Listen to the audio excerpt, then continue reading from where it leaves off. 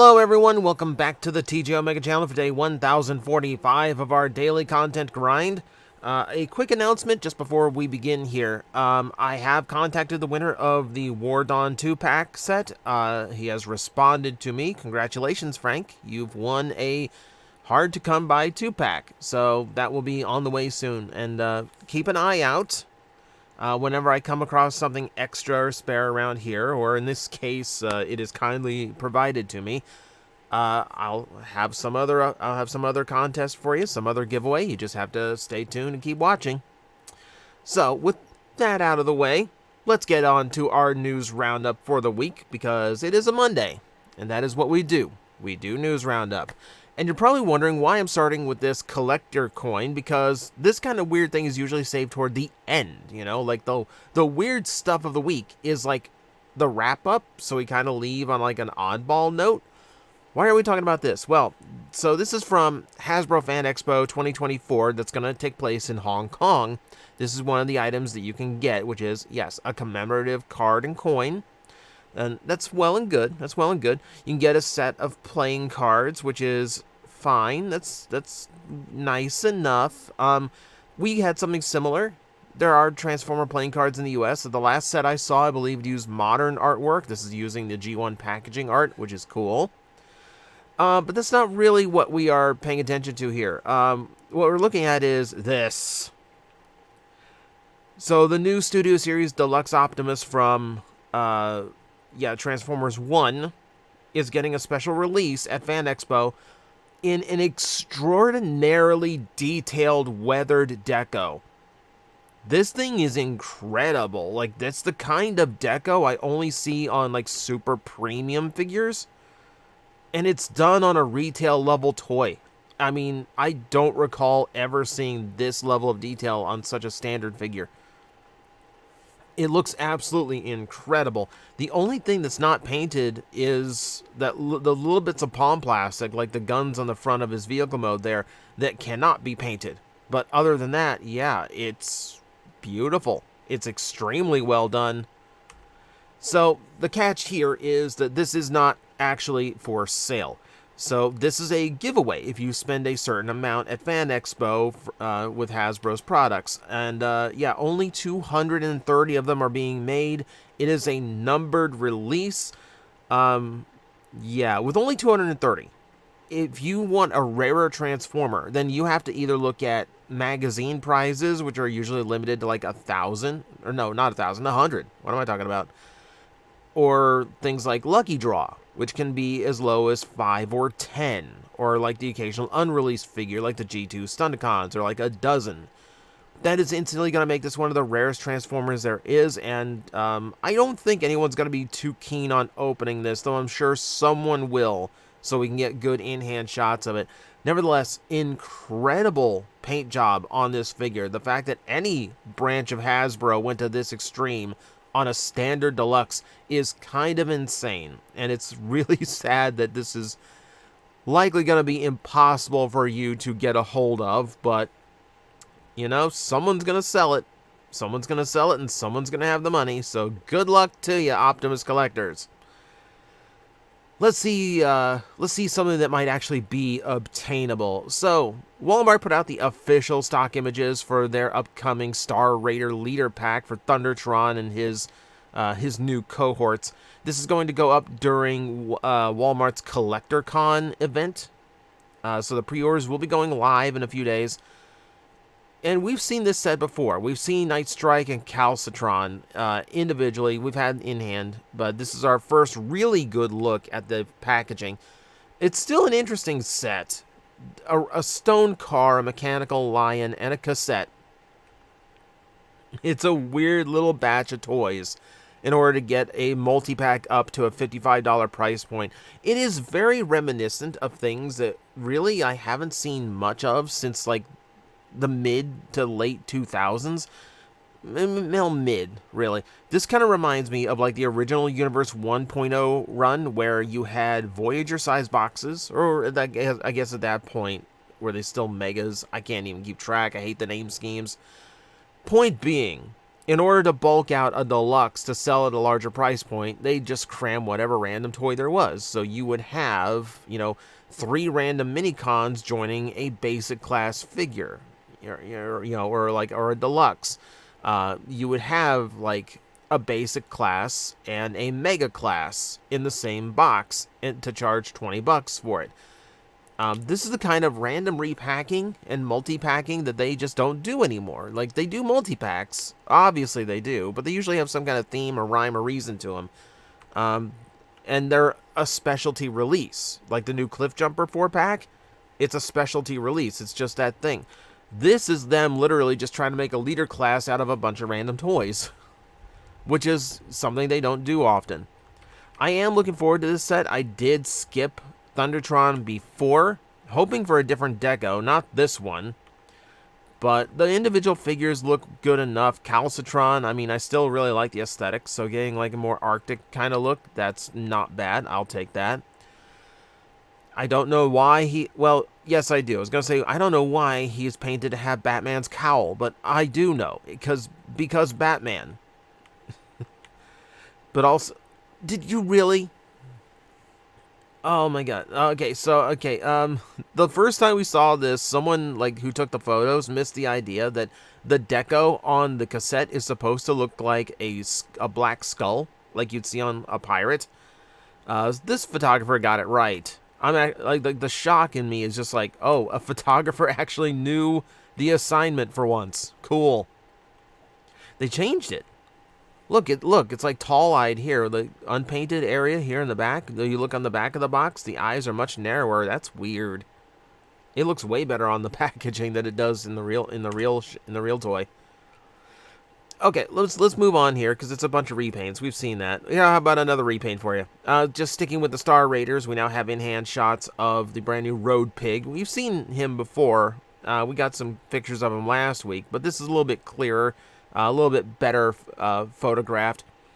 I like this idea that he's got some new parts, seemingly new parts, to make very odd hand cannons out of the existing parts of the figure. He looks okay, like appropriately G2 in his styling, especially with the Transformers thing right on the side. Yeah, that's a very G2 thing. He does look good. I mean, it's black, red, and silver with gold accent. That's going to look good no matter what you do to it. So there is that. He might come across a little bit generic for some.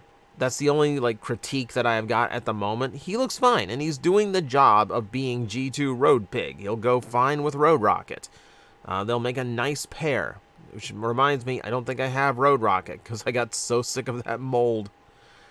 But I'm looking forward to this one. I might just go ahead and just be completist about the Star Raiders because they're interesting. If anything, they're interesting. We have in-hand shots for the upcoming Legacy United Galvatron, the repaint of the Megatron toy. This photographer. Let me get a name because I see this photographer quite a bit. eBay seller Transmimi. So we've seen this style of photography before. It's the ubiquitous display that gives it away. I wish I understand the ubiquitous is a super cool backdrop and a super cool little diorama set for your toys. Please move your camera closer so we can see more detail. We are more interested in the toy than your pretty box. But nevertheless, he is basically exactly what you would expect. He's a redo of the Megatron in the lavender and off-white colors. He does look good. I've never been huge on this color scheme, but I do know some that prefer it over the original, so you're going to have that option available to you. I'm sure it'll look good with Tidal Wave stuff crammed onto it. So I'm looking forward to that. I'm sure we will see more of that soon. Speaking of these weird things that have been released, so this is the Shining Thunder Bumblebee released in Japan. This was as part of a fan book. Yeah, because in Japan they just pack in full toys with magazines over there. This one is, it's the core style Bumblebee. I say style because it wasn't technically a core class toy, but it's in that same realm. It's the one that was 2-packed with a little spike in Buzzworthy. It's that Bumblebee. And yeah, it's just done. It's just done with different plastics. It really does look like someone just ran the exact same mold with the exact same paint, the exact same paint mask and paint colors, except now we've got a little bit darker gray and yes, translucent yellow. Which, when you get to areas like these hinges and the ball sockets, that begins to worry me. I will admit it looks cool. I will give it that. Translucent parts do look cool.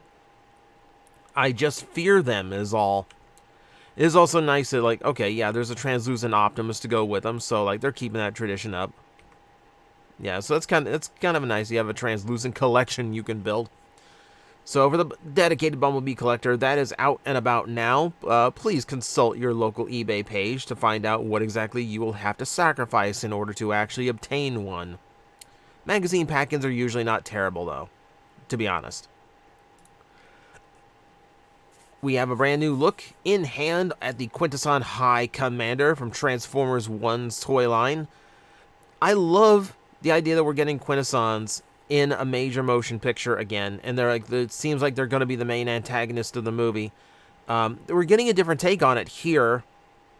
This is the Quintesson High Commander, and obviously it's somewhat Quintesson with the tentacles and the body shape, but obviously arms and one face is not something I normally expect out of a Quint. Nevertheless, good to see them back in fiction, and this is another one of those attempts to create, you know, something that actually works like a normal Transformer from something called a Quintesson. It does have a spaceship mode that kind of looks like a seashell. It just kind of looks like a flying seashell, which is okay, whatever.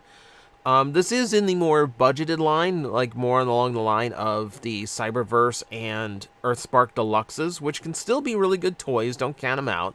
But you can see from the comparison to Gears, they are a simpler design and engineering idea. I like that it does come with a Energon Cube, and I like the fact that it has a storage spot for the Energon Cube as well. It's not just a floating accessory that you don't really have anything to do with. It's cool. It's cool. I like when Quintessons get a little bit of extra love.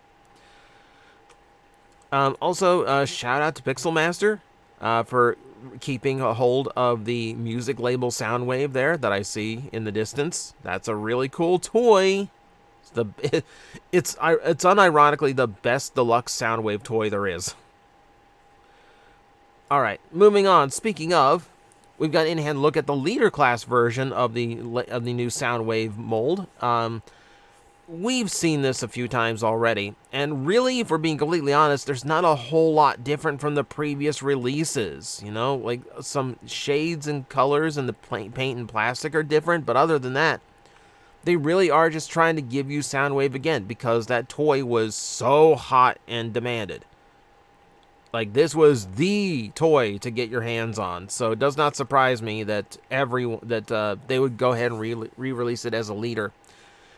All you're getting is some modified paint applications, so you can tell it apart from the Netflix release, like the Rumble and or Frenzy, don't at me, is done in darker colors. He leans far closer to the toy colors rather than the cartoon, which the original Studio Series release did. It is using the retooled Ravage with the updated head, and yeah, the big thing here is that it's the first release of Buzzsaw. And it is very frustrating to me that we're finally getting a release of that Buzzsaw toy, but you have to buy another Soundwave and 2 other pack-ins you most likely already have. I really wish there was a fresher packaging. Like this is the Buzzsaw would have been the one to do if you did like a Marvel-colored Soundwave, which I'm going to champion every chance I get because it's long overdue. It's just frustrating that a lot of people are going to be paying $55 for another Soundwave just to get their hands on that Buzzsaw. I'm not saying I'm one of them. All I'm saying is a Soundwave will be on my eBay page once this comes out. That's all I'm saying. A little bit more for Transformers 1. There is a brand new TV spot featuring Chris Hemsworth speaking on the role of Orion Pax / Optimus Prime, which, you know, it's always great to hear that the celebs actually enjoy being part of this weird franchise of ours. Does feature a few new scenes, some that might be a little bit spoiler, so there's your little advisory if you want to go look at it for yourself. Movie's still 2 months off, so we're probably still going to get like one more like final cut trailer that's going to be like half the plot given away, you know? That lovely thing that movies like to do these days. But we got a little bit more, just in case you want. I won't spoil it. I won't show it here or anything. Go and check it out yourself. Let's get into some San Diego ComicCon news. So here's some of the exclusives you will be able to get thanks to Super 7. For starters, Blaster t-shirt to go with all of the Soundwave t-shirts that have been done over the years. Not a bad choice, not a bad call. However, it's the reaction toys where we're starting to get a little bit interesting. Now, I will tell you right up, I hate reaction toys. I think they are dramatically overpriced for how simple they are in construction and articulation and detail. I will admit part of that price is because it's solid mold plastic, but it's still absurd pricing. It's still absolutely absurd pricing. That said, they're doing a metallic Grimlock, and they're doing a slightly modified version of their Unicron. And one of the few wins I will give Reaction is the fact that they did the prototype G1 Unicron, which I think is actually a really good call. The toy line that they do is based on animation models. So the fact that there's a toy model mixed in is weird, but the fact that someone actually made that dumpy looking Unicron is amazing, and that is good. But for San Diego Comic-Con, they went and did this. Instead of the carded figure that matches all of their standard stuff, both Grimlock and Unicron are in vintage G1 style packaging, and I hate that that's actually a really good use for it. I hate that that's actually a really good use for it. I'm this close. I've got a friend of mine in Cali that's going to San Diego Comic-Con. He's going to run around and grab some exclusives for me. I'm this close to asking him to get the Unicron as well. If I didn't have other expenses coming up this week, I would probably jump on that. But nevertheless, it's a fun novelty to actually see the G1 Unicron toy design in a G1 style box. It's like a little bit of like what if, what could have been. Speaking of, if you want a little bit of Transformer news while you're at San Diego Comic-Con, let's see. There are a few things going on. Hasbro Pulse does have a booth there, which means you're going to get first dibs at a lot of stuff that's going to be available. And it's where you're going to get the Fractured Friendship 2-pack, as well as like the Once a Man Cobra Commander, a few other things, of course. If you want to know some Transformer stuff, the Paramount Pictures is doing a panel on Thursday for Transformers 1, about early afternoon, in the ever coveted Hall H. And then you have, let's see, where is it? Yeah, the Transformer panel is Friday at 6 p.m. And if that is in local time, that means it's not going to be until 9 p.m. Eastern, which means I will probably be doing my video covering what happened there and what gets revealed on Saturday. A rare time when you actually know what's coming up on my channel. I believe that. There's a Transformers Energon Universe panel as well happening Friday at 4:30. So you have that going for you if you want a little bit. We're going to get a lot of Transformers stuff out of San Diego Comic-Con this year. Also, San Diego Comic-Con is also going to be where Yellow Park reveals their brand new, what I assume to be AMK model kits of the Transformers 1 cast. If it's anything like the previous ones, these are going to be some of the best representations of the character models that you're going to be able to get at retail price. So getting to see those for the first time, I'm looking forward to that. Alright, a little bit of random news to fill you out for the week. So we have concept art for Optimus Prime from Transformers Earthspark, which is pretty cool to have considering a lot of the artwork for Quintus, like a lot of the scenes of him in the show, he's been like a more ghostly figure, and so we haven't gotten a full body shot of him before, and it's rare to see him in like solid color like this. So it's cool to see. If you like your lore, and there's a few concepts behind him, but ultimately, bald head, one out. I like the one in, like, the lower right. He just looks a little bit dopey. It's kind of a funny take on him. Yeah, it's interesting. Ooh, do we get is that a spaceship or result mode? I don't know. Whichever. It's cool to see. It's cool to see. Also, I'm assuming they took a little bit of inspiration from Microman, considering there are a few of those figures on the right, I'm assuming. So yeah, it's just some concept art in case you were curious about how everything shaped out. Yep. And then to finish us off, in Japan, the collaboration for Transformers and Duel Masters card game has been announced. Duel Masters is known as one of those games they tried to bring over when Yu-Gi-Oh! Took off in America, and it just petered out. Most people remember there being just like a fairly unimpressive card game anime at the time to compete with Yu-Gi-Oh! And did not do a very good job at doing so. So the cards are actually going to be released in Japan soon. I'm not really impressed by the first offerings, as it really just seems to be... It seems to be stock photos of Transformer toys. Like that's a missing Link Bumblebee on the left. On the right, I don't even think that's not missing Link Convoy on the right card. Do I have a larger shot of it? There's part of me that wants to say that's actually the Hot Wheels transforming Optimus Prime. There's something off about it. Like, it looks a little bit too shiny for it to be the G1. I could be mistaken. But for some reason, that's the G1 toy. That's the missing Link toy. I'm not sure what they're going for. I'm just disappointed it's just stock photos and not actual art. That's a little bit weird. Oh well. So, you have another card game to collect if you want Transformer cards. And you have another news roundup in the books. That's everything that was worth covering this week, so stay tuned. We have San Diego ComicCon coverage coming this weekend, and I'm sure a ton of stuff that's going to drop soon. Keep an eye out. Transformers always has something going on.